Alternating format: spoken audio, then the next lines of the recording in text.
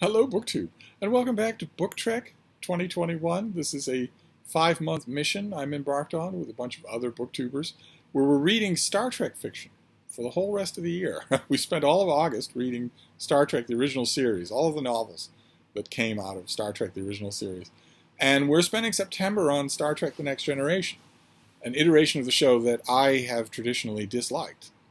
Everybody has their weak spots for a Star Trek show. Aside from the 21st century, where everyone's communal weak spot is Star Trek Discovery. But before that, before Star Trek was more or less officially ruined, the canonical 5 shows that we're dealing with in 2021, Star Trek, the original series, The Next Generation, Deep Space Nine, Voyager, and Enterprise, all have their ardent fans, and they all have their detractors.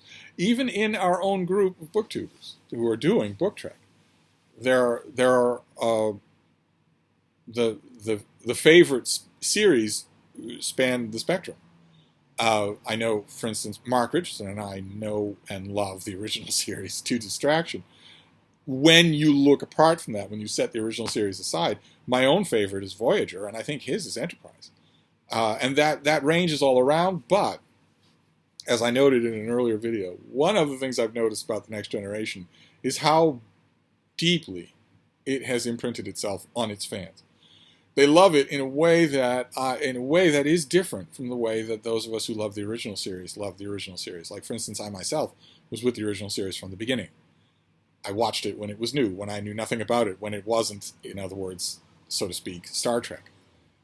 I watched it as it was threatened with cancellation. I watched the campaign to get it to stay on the air. I watched the fanzines pop up out of nowhere.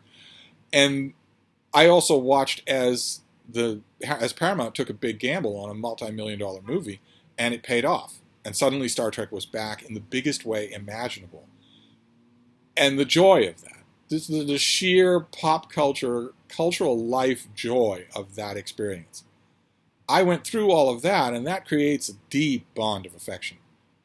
But I was already me when all of that happened. I was eagerly watching it, and certainly aspects of it added to me. But a very different reality seems to be true for a lot of Next Generation fans. A lot of Next Generation fans were very actively helped to become who they are by the show. And I didn't appreciate that enough in the first few decades of my reaction to Star Trek The Next Generation. And I didn't appreciate the show much either. It seemed to me to be odd, impersonal. The Star Trek Enterprise D seemed like a floating workplace. I'd been in workplaces. I didn't want to see one, every week on TV. The cast seemed one-dimensional. In fact, a lot of the original writers seemed to me to be emphasizing how one-dimensional the cast was by making them have only one dimension. So it's not just a question of the writers not delving deeply, it's that there isn't anywhere to go. There's an android, he wants to be human. There's a Klingon, he's ill-fitted for Starfleet. There's a boy who's an uncomfortable super genius. There's an engineer who's blind, and so on and so forth. It seemed to me that the one note was right there on the sleeve, and that initial negative reaction carried me a long way, further than it should have. I didn't notice.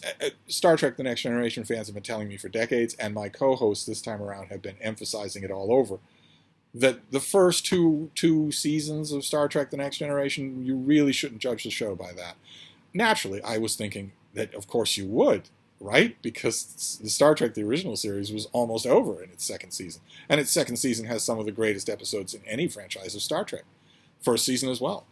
So I had an accelerated time rate when it turns out The Next Generation was going to last for 7 seasons and it was going to find its footing. And I'm now willing to admit that I failed to see a lot of that. I failed to see some of the key differences between The Next Generation and the original show. In terms of the gestalt of the bridge crew, you're still dealing with the bridge crew and whatever Guinan is, but you're not. It's not the same kind of thing at all. It's more established. It is more professional, but it's also there's a vibrant element of friendship involved that I came to like. I very much came to like it. In the original show, in the original series, the seasons of the original show, you're not 100% sure that Sulu likes Uhura, for instance, or that Uhura particularly likes Scotty, regardless of a romantic subplot that was developed out of somebody's tuchus 50 years later. You sense a kind of affection between Uhura and Spock.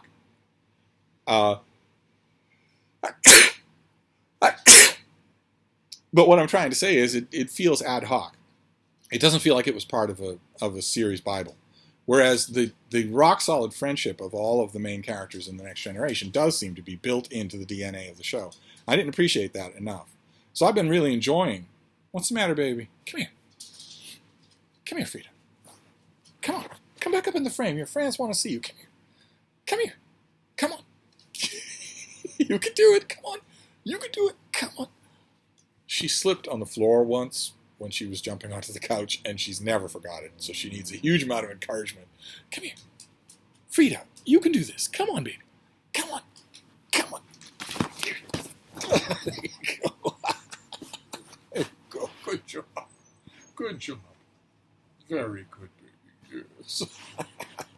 Anyway, all of this is the long way of saying that I've really enjoyed going at The Next Generation through novels. And when you're talking about Next Generation novels, there's one author that you have to deal with, and that's Peter David. And I know Peter David not from his Star Trek novels, like I imagine a lot of Next Generation fans do, but rather from his comic books, which are not good. I don't like them. They're quippy. They're shallow. He's willing to waste a whole page, sometimes even 2 whole pages of a comic book, just to set up and go for a joke that wasn't good enough to tell in the first place. And he seems much more concerned with making points through his characters than being faithful to them.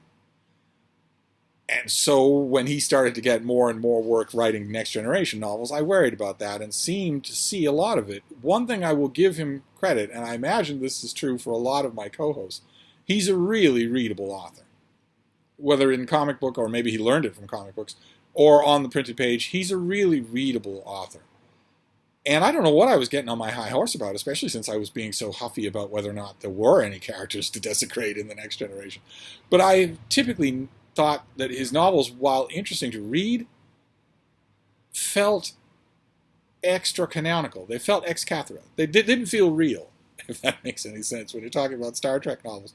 It felt like he was just hauling in all sorts of things that no later writer of Star Trek fiction would need to feel bound by. Whereas, as we've seen with a lot of these Next Generation novels, there does seem to be an alternate, a kind of articulated universe, like the extended universe in Star Wars, building up over time. So that some novels that I've read a couple of Next Generation novels in the last week, that made no sense to me at all. Literally had no idea what was going on, and figured out from a little noodling around online that the reason for that is because they're building explicitly on earlier novels that I haven't read. Like a jigsaw puzzle. Not something that original series novels tended to do. I get the impression, I've always had the impression, even before I knew that existed in Star Trek fiction, that Peter David was working outside of that. Maybe didn't give him permission to work outside of that. So I never know quite how to take his novels, right? I mean, anybody can write a novel in which the big reveal at the end is that Data is actually made of plant material. Anybody can write a novel, a Star Trek novel, in which anything can happen. The point is the continuity. You want the artistry of keeping something within a continuity. I never get the impression that Peter David cares all that much about that. But in the spirit of going back to The Next Generation in order to get it, in order to understand it a little better, I'm going back to Peter David as well. The one thing that makes that easy is that I know I will enjoy the reading experience. He's just a page-turner of a novelist. So I'm going to read a few Peter David novels in the upcoming weeks, probably to finish out. Unbelievably, we're in the last 10 days of September. So BookTrek 2021 for September for The Next Generation doesn't have all that long left to go before we move on to Deep Space Nine. Won't that be fun? I haven't read some of those novels in forever, and some of these novels I haven't read at all. But the one that we're talking about today, I have read. Naturally, I was drawn to it, as you're going to see why. This is Q Squared by Peter David. Longtime Star Trek fans will look at this cover and immediately know what fans have been saying at conventions for years before this novel appeared, because they will see that character, Billy Campbell's character, Trelane, the Squire of Gothos. In the original Star Trek show, the Enterprise is waylaid by a being who seems to have infinite power. He calls himself Trelane, the Squire of Gothos. He is dressed in ornate 18th century garb, and he abducts the ship. He seems to have easily enough power to overcome anything that the Enterprise can do, and puts Captain Kirk on trial. And if any of that sounds familiar, it's because that is the plot of one part of the plot of Encounter at Farpoint, where Picard and his Enterprise meet Q, an alien being who seems to have every quality of Trelane, except maybe not quite as much childishness. The great payoff of the Squire of Gothos, the original series episode, is that at the end, Trelane turns out to be a naughty little boy. And his parents show up. They're disembodied voices, blobs of energy. And they tell him it's time to come inside now. You've had your toys, but this has gone too far. Put them back where you found them and come inside. And the two blobs of energy apologize to Captain Kirk. The Squire of Gothos is a terrific episode. It has one of the greatest exchanges of dialogue in the original show, where Mr. Spock tells Trelane, "I object to you." And he lists the reasons why he objects to Trelane. And Trelane says, "Why, Mr. Spock, you have one saving grace after all. You're rude." It's a good episode. It's a little bit of a standalone, Monster of the Week box type episode, because it's the Enterprise meeting a god, and it's not the first or the last time that the Enterprise would do that. It was a familiar gimmick in Roddenberry's era of science fiction, to have godlike aliens that give you a fun hour of TV and then are on their merry way. In the original series, of course, Trelane never reappears. And Q does reappear in Star Trek The Next Generation because he was so popular with the fans, largely because of the great charisma of the actor who plays him. But also because fans liked the foil of this all-powerful but somewhat whimsical force coming up against the logic and the control of Captain Picard. They had a great chemistry. The interaction between the two of them turned out to be really, really good. That's what makes me so excited that Q is returning for Star Trek Picard, for the new series of Star Trek Picard, which I absolutely refuse to watch, except up in Vermont with Mark Richardson. That's the way traditions work. So I will not be watching it here, no matter how many episodes I miss. I'll be watching it up there. Somehow, somewhere, someday, I'll be watching it up there to see what they do with it. But this book is what fans were saying all along. The minute Q appeared, fans were saying, is this Trelane? Or is this a member of the same, I guess you could call it species, even though there's no physical propagation? Is this a member of the same species? Is that what this is? It looks too similar to be something completely different. And in this novel, Peter David just says that it is. He just says, yeah, Trelane is a member of the Q continuum. He's another Q entity. And in this book, Trelane is trying as a sort of pouty adolescent to gain ultimate power, even more power than Q beings have. And our Q is disturbed by this and comes to the Enterprise D in order to get some form of help. And there's a great deal of flashbacks to Kirk and Kirk's era, and also flashbacks in Picard's own life to the Stargazer and to his long friendship with the husband of Beverly Crusher. And it's terrific. It's terrific. I don't know what I was bellyaching about all those years. Peter David books are fun to read. That's all there is to it. What do I care if it contravenes the Bible of the show? What do I care if some later writer wants to write about Q in a novel of the Next Generation and doesn't know whether or not he should take this book as canon? Why do I care about that? The book itself works just fine, whereas some of those Star Trek The Next Generation novels that I read and discarded in the last week do not in any way work as books on their own. Not in any way. Maybe as a chapter in an ongoing melodrama, but not as a novel on its own. Peter David explains everything here. Past, present, and future. He explains it all. And everybody has a character, everybody has a personality, and the action keeps going right up to the end. And the end is pretty epic. So that's our Star Trek The Next Generation book for today. It's Q Squared, in which Peter David finally attacks the whole idea of whether or not Q is Trelane, of whether or not Trelane is a member of the Q continuum. And if so, what does that mean? What do these beings think about these starship captains that they keep encountering? The tradition continues. Q occasionally bedevils Captain Janeway on Voyager, on the other side of the galaxy. Of course, Q can do that, right? The Q is not bound by 70,000 years of light years of travel, and as much as I love the great yin and yang relationship between Picard and Q, I love the relationship between Janeway and Q a lot more, mainly because the on-screen chemistry is fueled by the fact that the actor who plays Q and the actress who plays Janeway are old friends. And it really shows. It really does. There are some wonderful moments. We'll get to them in Star Trek Voyager. But for today, I read a Peter David Star Trek The Next Generation novel, and I liked it. And I'm going to continue this Peter David experimentation. Ordinarily in BookTrek, when I get to the end of my day, and it is time for me to move into the little book room, move the show. The bean is dead tired. She gets so sleepy that she won't even walk in there. I have to just carry her in there every night. And that's when it's time to put away the world and read.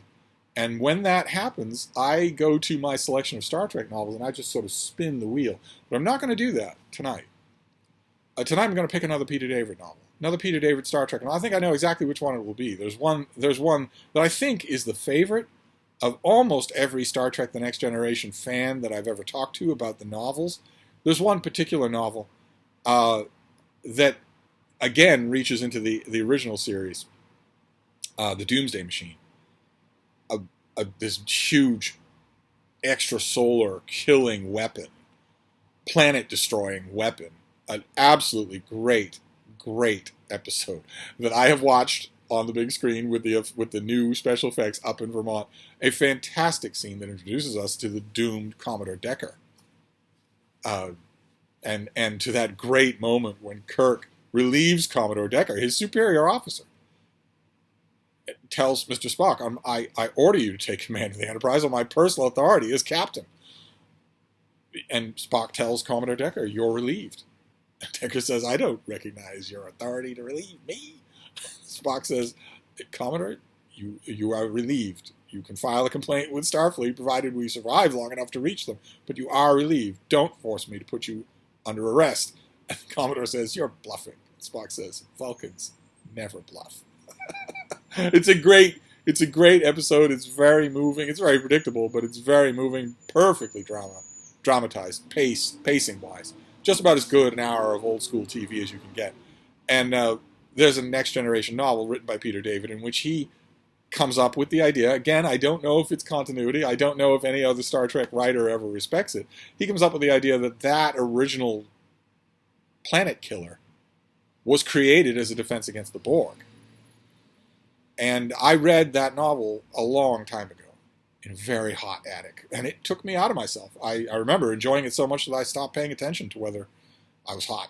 I'm going to read that again. I think that'll be the one I'll read tonight, and I'll just move on from there. I'll do a few more, maybe a couple more Peter Davids, and then we'll wrap up the month. But we've got days to go. So that is your book trek for today. It's Q Squared. Q and Trelane, the Squire of Gothos, the novel that was waiting for Peter David to write it. So I'm going to wrap this up, but I'll be back. Thank you, BookTube.